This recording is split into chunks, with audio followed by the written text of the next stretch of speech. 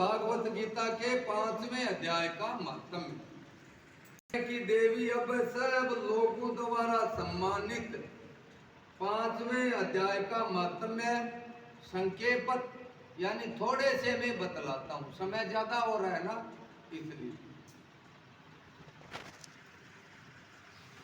तो हमारे देखो आज अध्याय ये महात्म्य भी छोटा ही आ गया। तो भगवान कहते हैं सावधान होकर सुनना, मद्र देश में कुरुकुतपुर नामक एक नगर है, उसमें पिंगल नाम एक ब्राह्मण रहता था।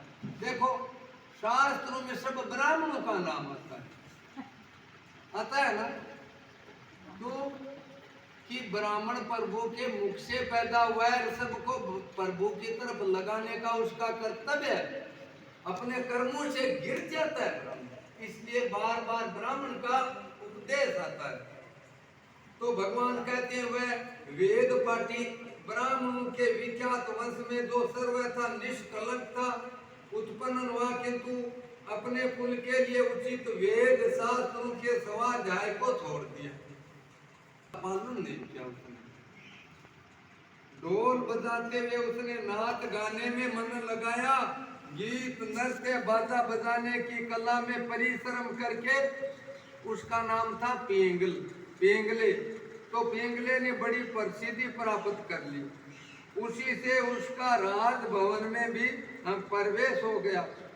धीरे धीरे अभिमान बढ़ जाने से उछल होकर वह एकांत में राजा से दूसरों के दोष बतलाने लगा। पेंगले की एक स्त्री थी जिसका नाम था अरुणा, जो जैसा है शक्ति भी वैसी मिलती, शक्ति से शायर बन जाते हैं और शक्ति से कुपात्र बन जाते हैं।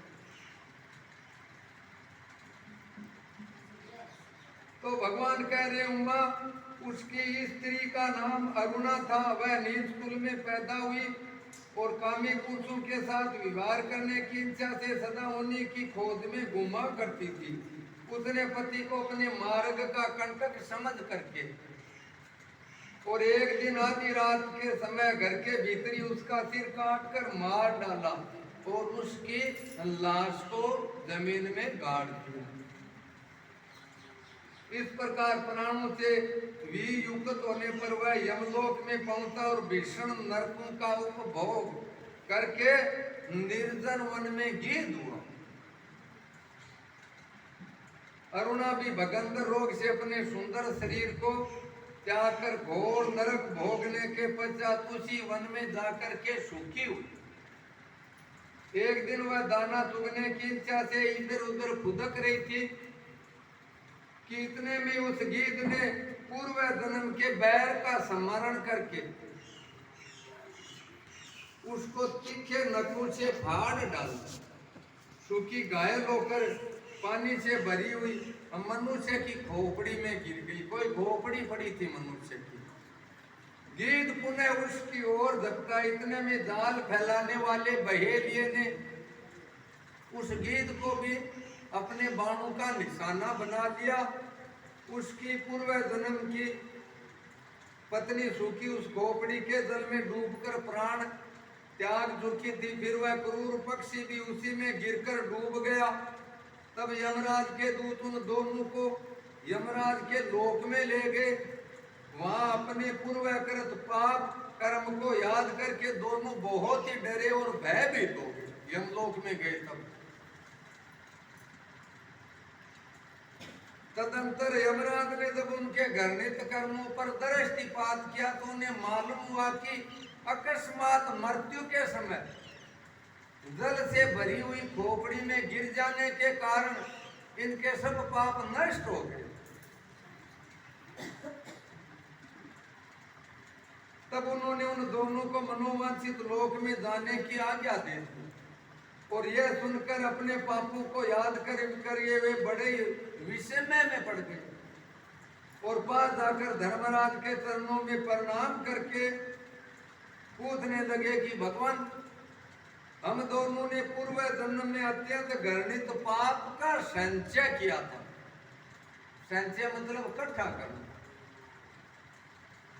फिर हमें मनोवांछित जैसा हम चाहते हैं वैसे ही लोक में भेजने का क्या कारण है, बतलाइए तो सही।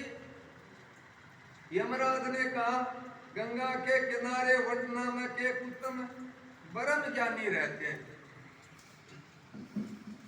ब्रह्म ज्ञानी रहते थे, वे एकांत सेवी थे, ममता से रहित थे, शांत स्वभाव के थे, दयालु थे, विरकत और किसी भी द्वेष रखने वाले नहीं थे, किसी से द्वेष बैर नहीं करते। प्रतिदिन गीता के 5वें अध्याय का जप करना उनका सदा का नियम था।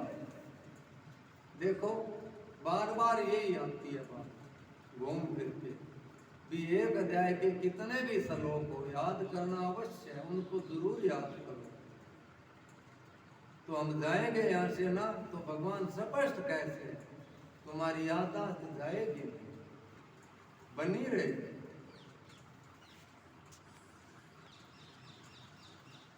तो हे उम्मा, 5वें अध्याय को श्रवण कर लेने पर, सुन लेने पर भी महापापी पुरुष भी सनातन ब्रह्म का ज्ञान प्राप्त कर लेता है, सुनने से भी। उसी पुण्य के प्रभाव से शुद्ध चित्त होकर उन्होंने अपने शरीर का परित्याग किया था। गीता के पाठ से जिनका शरीर निर्मल हो गया हो, इन शब्दों में ताकत है, इसलिए निर्मल होता है। जो आत्म ज्ञान प्राप्त कर चुके थे, उन्हें महात्मा की खोपड़ी का जल पा करके तुम दोनों पाप से मुक्त हो गए।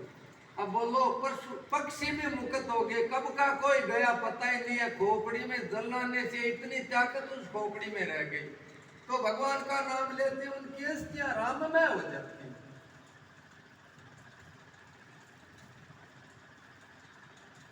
तो धर्मराज ने कहा कि अब तुम दोनों मनोवांछित लोकों में जाओ, क्योंकि गीता के अध्याय के मातम्य से तुम दोनों शुद्ध हो गए। भगवान कह रहे हैं, उमा, सबके प्रति एक समान भाव रखने वाले धर्मराज के द्वारा इस प्रकार समझाए जाने पर वे दोनों बहुत प्रसन्न हुए और विमान पर बैठ करके बैकुंठ को चले गए। बोलो बांके बिहारी की